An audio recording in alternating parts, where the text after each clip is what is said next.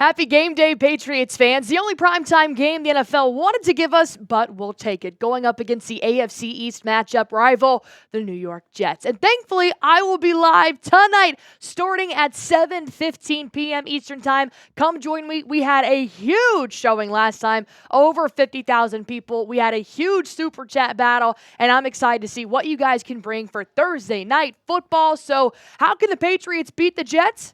Let's get into it.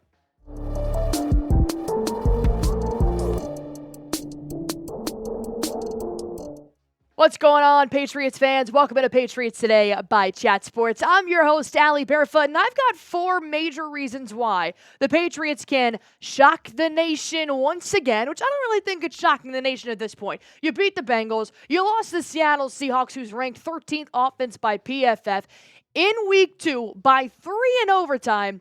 I think it's due for the Patriots to win, and the only primetime game the NFL wanted to give them, because they thought they'd be a bust, can actually go up 2-1 heading into Week 3. But there are keys to making this happen. And here's the first one I really want to point out here, that I'm just honestly flabbergasted that the Patriots have not utilized Demario Douglas as much as they should in Week 1 and Week 2. And I get it. Allie, he has no pass blocking. Babe, I'm fully aware. He has no pass blocking. But Demario Douglas is going to be the key here because of what he can do in the slot. He's just going to be your dump-off guy. He's going to be your quick route, your quick first down. And that's all you need. All you need is a couple of seconds to be able to take that snap and dish it out. Because what Demario Douglas did last year that allowed him to be the top receiver for the Patriots, well, the first 2 games of the 2023 season, he had 9 targets in 2 games. Now, he has 3 targets total in the first 2 games, and guess what? He had 0 targets in Week 2. So all of these came in just 1 game. You need to involve Pop Douglas. In order to get Pop Douglas involved in the offense, you're going to need to make the defense work. That's going to be the key to the game to pretty much win this whole thing, is to knock down a top defense in the NFL. So Pop goes hand in hand with making the defense tired. All you have to do is do quick tempo. Just allow Pop to be in the slot, do quick short throws, get the first down, keep moving the chains, and once you make that throw and completion, you get back and you go no huddle. Know your offense before the game starts. And I do think Pop can have a huge role on Thursday night. And Gerard Mayo thinks so as well. He did talk to the reporters the other week talking about, look, we're on the same page. We know we can run the ball. In saying that, he understands that, talking about Pop Douglas. But we got to get some of the other players, in particular Pop Douglas, but some of these other players involved and run the offense, and that's what we'll do this Thursday. So Gerard Mayo is already hinting that, look, we understand that Douglas needs to be more involved, and he's also showing that Rhamondre Stevenson and Antonio Gibson are great on the run game, as they are, but you don't have a top wide receiver, which means it's going to be hard on Sauce Gardner to figure out who the top receiver is to match up with.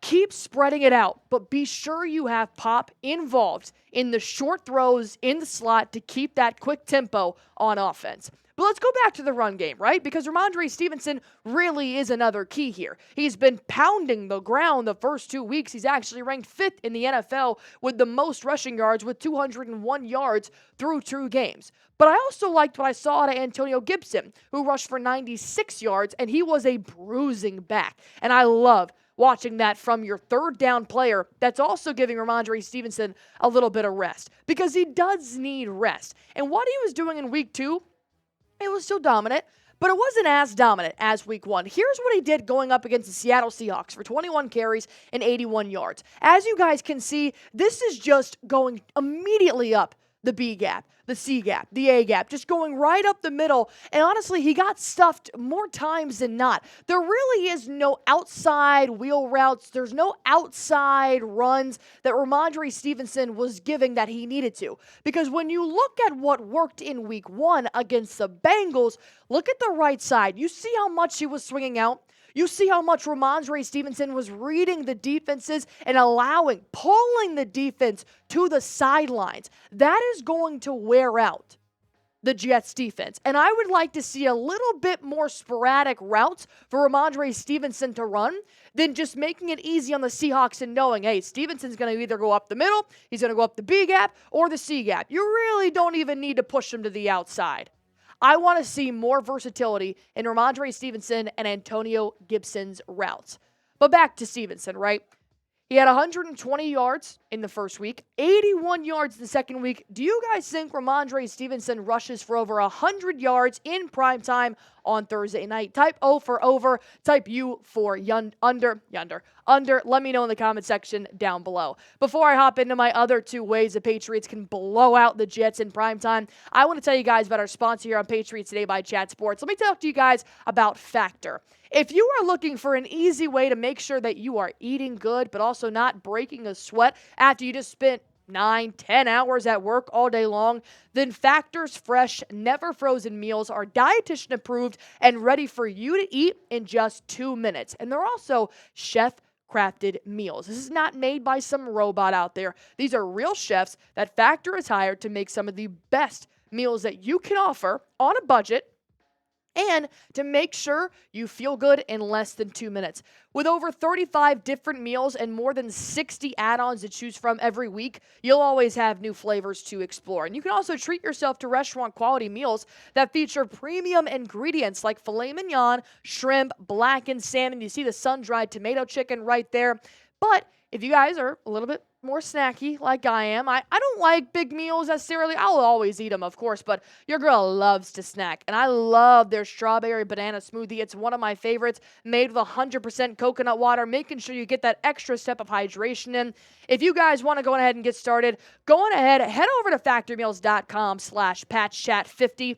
Use code patchchat50 to get 50% off your first box, plus 20% off your next month. That's code patchchat50 at factormeals.com/patchchat50 to get 50% off your first box plus 20% off your next month while your subscription is still active.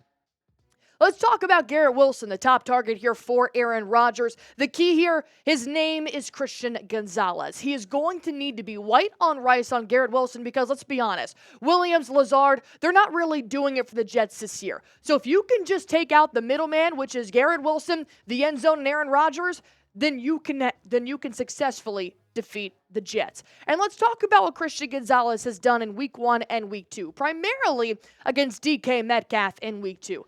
He allowed 7 targets, 3 catches on 7 targets for 24 yards. Aside from the miscommunication, as you guys know, where DK Metcalf took it to the house 56 yards because Kyle Duggar didn't really read the miscommunication play there. That sucks. But overall, Christian Gonzalez was locking down DK Metcalf, the exact same that he was doing for Jamar Chase in the first half against the Bengals in Week 1. We know that Gonzo has proved he can hang with the top receiver on any team. But Garrett Wilson, who is a very flashy wide receiver, he hasn't given me that star-studded stat line that I have wanted to see just yet. I mean, in terms of fantasy. But it's still enough to be like, you know what's coming. 4 receptions, 57 yards in the first week against the Niners, and then 6 receptions for 60 yards versus the Titans in a comeback win for the Jets last week. So nothing over 100 yards just yet, which is what DK Metcalf put up in Week 2. But I think if Gonzo can play man coverage, at least for a little while on Wilson, this can easily be under 50 yards in primetime. And the last one, sticking on the defense here, Aaron Rodgers, meet Keon White. The man has 4 sacks in 2 games. He's going to be headhunting Aaron Rodgers, who we know is getting a little bit old. And he used to be one of those great quarterbacks, modern, prototypical quarterbacks, where he could scramble, still get the pass out, but he's gotten a little bit old. So the speed is definitely lowered. Keon White needs to hop on that. Here's what Keon White has done so far here against left tackles, centers, left guards, right guards, the whole offensive line pretty much. Keon White, whether you line him up on the right side or the left side, he is eating. And that's what's going to be so hard for the offensive line for the Jets, is to be on the strong side of Keon White. He's going to pressure. He is going to break through. From film that I've seen of Keon White, he's done a great job of keeping his block up and then swimming over that offensive lineman to get to the quarterback. And that's what I think Aaron Rodgers is going to have a hard time with, because keep in mind, think of this perfect play here, right? Is that Keon White is pressuring. He's coming for the quarterback, who's not going to have that much time. But then Aaron Rodgers only has one receiver, and that's going to be Garrett Wilson. Oh, but I'm sorry, Garrett Wilson is locked up by Christian Gonzalez. Boom, Keon White gets a sack, Aaron Rodgers goes down, third down, turnover, and the Patriots get it. I mean, that's just painting a beautiful picture like Bob Ross there, obviously, but those are the type of resources the Patriots have to really make this stand out on defense. And you guys already know Keon White, he's been doing this. He's Matthew Judon on steroids right now. Even though he's not on steroids, do not drug test him. He's got 4 sacks through the first 2 games. You know, he's leading the NFL right under Aiden Hudson, of course.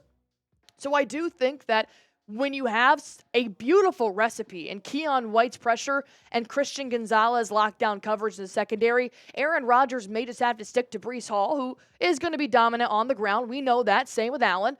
But I'll take my chances. So with that being said, my last question I have here for you guys is, how many sacks will Keon White have on Thursday, which is tonight? Go on ahead and let me know in the comment section down below, because I'm going to go with at least 2.5. That's my guess. Let me know yours. And as always, I will be live tonight starting at 7:15 p.m. Eastern Time. Come join me an hour before kickoff. We're going to have some fun. We're going to have some drinks, and we're going to get ready for Thursday night football. You've been working hard all week. Come enjoy yourself. Let me do all the work, and all you guys have to do is subscribe.